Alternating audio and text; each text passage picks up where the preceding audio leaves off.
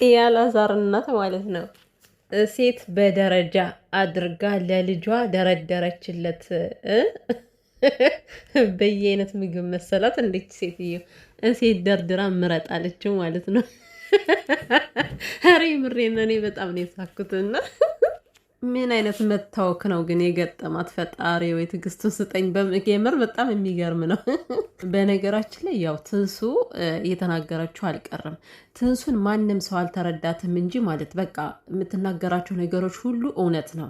ባለፈው ከቀለበቱ ላይ የሆነ ነገር አደረገችበት ብላ ተናገረችኝ ብለሽ ልደበድቢያት እርጉዝ ሴትን ልታፈርጭ ነበር። ዛሬ ግን አንቺ ልጅን በምን እንደተበተበችው በምን እንደያዘችው እያልሽ ነው። አየሽ ሪሊ የሆነው በዚህ በመተታ መተት የሚያምነው ማን እንደሆን ግልጽ ነው። ከዚህ ጋር እንደዚህ አይነት ነገር ክፉ ሀሳብ ባይኖርብሽ ዛሬ ይህንን ባልጠቀሽ ልጄን ይዛው ነው ባላሽ ነበርና። ሰላም ሰላም ቤተሰብ እንዴት ናችሁልኝ? ደህና ናችሁ? ሰላማችሁ በያላችሁበት ብዙ ተረፍ ይበልላችሁ። እንግዲህ ያላዛር እናት ማሚ ገና ብዙ ነገር ታሳየናለች እኮ እኛ እንቆይ ብቻ እንጂ ማናየው ነገር የለም። በእውነትም ማናየው ነገር የለም። ብዙ ነገር እናያለን ማለት ነው። ለምሳሌ ትዳር በደረጃ ሊሆን ነው ከጊዜ ወዲህ ማለት ነው። አሁን ከትንሽ ጊዜ በኋላ ትዳር በደረጃ ሴቶች ተደርድረው እኔን ምረጥ እግዚኦ ማረነ ክርስቶስ። ኧረ ምን ጉድ ነው! ኧረ ምን ጉድ ነው! እንደው ወጣቱስ ወጣትነት ይዞት ነገሩን ሁሉ ያበላሸው እንበል። ትላልቆቹ ግን ተመልሳችሁ ወጣት መሆን አለባችሁ ነው። ይሄ ትውልድን የሚገድል ነገር፣ ለትውልድ የሚያስጠላ የማይገባ ነገር አሁን ከአንድ እናት እንደዚህ ይጠበቃል? አይጠበቅም እናቴ። እና ምን አለች? እኔን ብትሰድቡኝ ምንም አይሰማኝም፣ የምትሰድቡት ስድብ በጣም ነው የሚያስጠላው አለች ዛሬ ማሚ ማለት ነው። ወይ ጉድ! እንደውም እኔ ሰዎች በሚሳደቡሽ ነገር አንቺን ጽድቅ የሚገቡ ነው የሚመስለኝ ከአንቺ አንጻር አንቺ ከምታረየው አንጻር እነሱ ተሳዳቢዎቹ ጽድቅ የሚገቡ ነው የሚመስለኝ ሳስበው። ያው ሲመዘን ነው እኮ የአንቺና የነሱ ንግግር ሲመዘን ነው። ሰው እንዳይናገርሽ ከፈለግሽ ማሚ ያው አንቺ ክፉ ስራሽን ብታቆሚ መልካም ነው። ከዛ ውጭ ግን እንደዚህ አይነት ነገር አትናገሩ፣ በጣም ያስጠላል። እንግዲህ እየመረረሽ ዋጭው አይደል የምትያተሱን ማሚዬ። እንግዲህ አንቺም እየመረረሽ ዋጭው፣ ምን ማድረግ ይቻላል? ጉድ እኮ ነው። እኔ በዛሬ ቪዲዮ ማለት ነው በጣም ሳቂ እየመጣ ነው የምሰራውና እስኪ አሁን እንዴ ሰውማ እኮ ያላዛር እናት አይደለችም ቢል እኮ ፍርዱ ነው። በሰው አይፈረድም። ከአንድ እናት ባለትዳር የሆነ ልጇን ሴት በደረጃ ደርድራ ምረጥ ለትዳር የምትሆንን ሴት አምጥቻለሁ ይባላል። ይሄ ታዲያ የጤንነት ነው የምትዩ? ማሚ ለምን ጸበል አትሄጅም? ከምሬ እኮ ነው። ጸበል መሄድ ነው ያለብሽ እንዴ። ቤቱ ሰፋኝ፣ ፈልሰስ ብዬ መቀመጥ ጀመርኩኝ፣ ማምሸት ጀመርኩኝ ያለች ማለት ነው። ሀይ አረ ያሳዝናል። አረ ሰው ግን ያሳዝናል እውነት። የሚያደርገውን ነገር የሚያደርጉትን አያውቁምና ይቅር በላቸው ማሚ። ይቅር ይበልሽ። ሌላ ምን እላለሁ? እኛንም ይቅር በለን እኮ እናንተ በምታመጡት ነገር እንደፈለግን አፋችንን እንዘራጋለን፣ እንደፈለግን እናገራለን። ስለዚህ ፈጣሪ አምላክ ሁላችንም ይቅር ይበለን፣ ልቦና ይስጠን። አላዛር ግን ማለት ነው አንተ እናቴን መተው አልችልም እያልክ ነው። ማንም እናትን ተው ያለህ የለም። ነገር ግን የእናትን ስራ በደንብ አየህ አይደለ?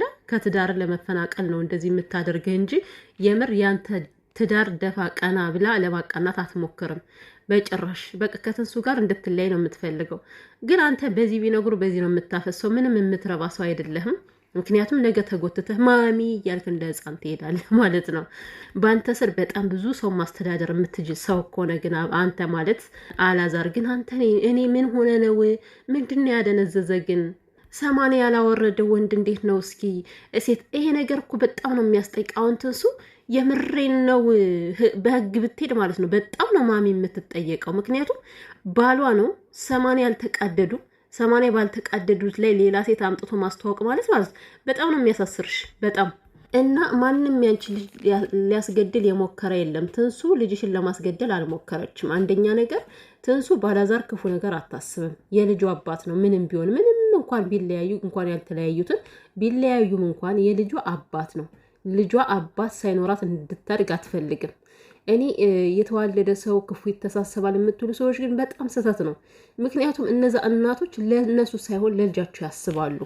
ስለዚህ ትንሱ ለራሷ ሳይሆን ለልጇ ከሆዷ ላለው ልጅ አባት እንዲኖረው ትፈልጋለች። እና የትንሱ ዘመድ ደግሞ ተናዶ ተበሳጭቶ ነው እንጂ ሽጉጥ ያወጣበት እውነት እሱን ሊገለው እኮ አይደለም። እሱ ገደለ አልገደለ ምን ይጠቀማልና ነው። ግን ደግሞ ያላዛር ነገረ ስራው በጣም ነው የሚያበሽቀው፣ በጣም ነው የሚያናድደው። ስነ ስርዓት የለውም ሲጀመርም ማለት ነው። አሁን ከትንሱ ቤት ሂዶ ከእንግዳ ቤት ሂዶ ነገር ግን እናንተ የምሬን ነው የምላችሁ የትንሱ ቤተሰቦች በጣም ወንድ ናቸው። ሴትየዋ ራሱ በጣም የምትደንቀለች። የሰውየው ማን ነበር የተባለው የአማን ሚስት ማለት ነው። አነጋገሯ ራሱ እንዴት እንዳረካኝ ውጭ ላይ ነበር ያንተ መጥሪያ መቀበል የነበረብኝ አለችና አስቡት። አሁን አላዛር ምንም አይነት በቃ ስነ ስርዓት የሚባል ነገር አያውቅም። ሂዶ ከሰው ቤት ቆዳሽን አትወጠሪ አትወጣጠሪ ባክሽ እያለ ሚስቱን ሲያገለማምጥ ነበር። እንደዚህ ይባላል ወይ? ሰላም የሚፈልግ ሰው እኮ አንገቱን ድፍት አድርጎ ሰከን ብሎ ከቤተሰቦች ጋር ተግባብቶ ነው ሰላምን ፈጥሮ ሚስትን ወደ ቤት መመለስ። አንተ በዚህ ንግግር ማን ነው ከአንተ ጋር ቁጭ ብሎ ሊያወራ የሚችለው? በጣም የሚገርም እኮ ነው። ሲቀጥል እንግዲህ ሰውየው የህግ ባለሙያ ነው፣ ፖሊስ ነው መሰለኝ። ለዛ ነው ይህን ሽጉጥ መዥረጥ አድርጎ ጭንቅላቱ ላይ የተከለውና እና አላዛር እውነት ለመናገር አንተ በስነ ስርዓት ተስተካክለ እባክህን፣ የምሬን ነው። ወደ አእምሮህ አንተ ራሱ ጸበል ያስፈልጋል ይመስለኛል። እና ወደ አእምሮ ተመልሰ ምን እያደረግኩ ነው የሚለው ነገር ታይቶ ትዳርን ብታስተካክል የተሻለ ነው። ካለዚያ ግን አሁን እዚህ ሰውዬ ጋር እንዴት ነው ህግ ላይ እየደረስከው አንተ? ገና አሁን እሱ የህግ ባለሙያ ነው። በጣም ብዙ መዘዝ እንደሚያመጣባት አታውቅም። የእሱ ቀላል ነገር ነው። ለምንድነው ሽጉጥ የደቀንክበት ተብሎ ቢጠየቅ ነው። ያንተ ግን ከዛ በላይ ነው። ቡና በመድፋት ብቻ ድጋሜ ትታሰራለህ። የምሬን ነው የሚለው አላዛር ማለት ነው። እና ከየት ነው የመጣ የማላውቀው ዘመድ አትበል። ዘመዷን ስላልተናገረች ነው እንዴ? ምን ሆነ ነው እንደዛ የምትለው አንተ? ክብር የሚባል ነገር አለ። ምንም ቢሆን ምንም ባታቆም ከዚህ በፊት የሰው ልጅ በስነ ስርዓቱ በክብር ብታወራው የተሻለ ነው። እኔ በጣም ነው ያደነኩት በዚህ አጋጣሚ የትንሱን ወንድም በጣም ነው ያደነኩት። በጣም ጀግና ወንድ ነው ማለት ነው። ከዛ እንዴት ነው እሳት ከሆነ ቤት እኮ ነው መንጥቆ ያወጣትና ሌላ ደግሞ ማሚ መጨረሻ ላይ አረ ብዙ አትደሰቺ ማሚዬ፣ እንዴ ምን ሆነሽ ነው? የተቀመጥሽበት ሶፋ የትንሱ እንደሆነ ረሳሽው እንዴ?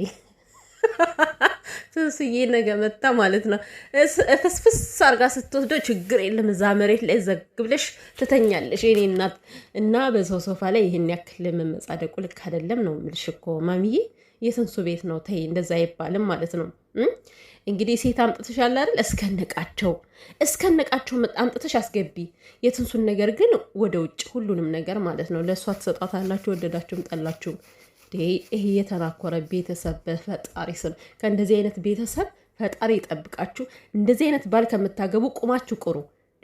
ብቸኝነት ምን አለንና ነው ገብተን ደግሞ በአማት የምንሰቃይ? ኧረ በፈጣሪ። እኔ እኮ የገረመኝ ደግሞ ያው ሴትዮዋ የሆኑ ነገር እንደሚያሰራት የታወቀ ነው። ግን ሴቶቹ ገተት ብለው ለመመረጥ መምጣታቸው በዚህን ያክል ወንድ ጠሮባቸዋል ነው የኢትዮጵያ ሴቶች። ይቅርታ ግን እኔ ሁሉንም አይደለም እንደነዚህ አሁን ዛሬ መጥተው ከዚህ ቪዲዮ ላይ የተማገዱ ሴቶች 80 ያለው ወንድ ህይወት ይቀጥላል እያለች እዛ ቁጭ ብላ ትመጻደቃለች። አያስቀጥልሽና ምን አይነት መረገም ነው ግን እናንተ? እንዴት ነው ትዳር ያለውን ወንድ ምርጫ የመጣችሁት እናንተ? ከየት ነው የመጣችሁት? ሲጀመር ሶስት ሆናችሁ ደግሞ ሶስት ሴት አንድ ወንድ ያገባል እንዴ?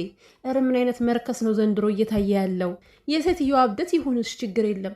እናንተ ለመመረጥ አሞራ መስላችሁ አንገታችሁን እንደዚህ ሰገግ አድርጋችሁ ትመጣላችሁ እንዴ? ማፈሪያ ሁላ እናንተ ቤተሰብ የላችሁም ወይ? እርግጠኛ ነኝ ከቤተሰብ ውጭ የሆናችሁ ሰዎች ናችሁ እናንተ። ባለትዳርን ወንድ ልትመርጡ የመጣችሁ ማፈሪያዎች።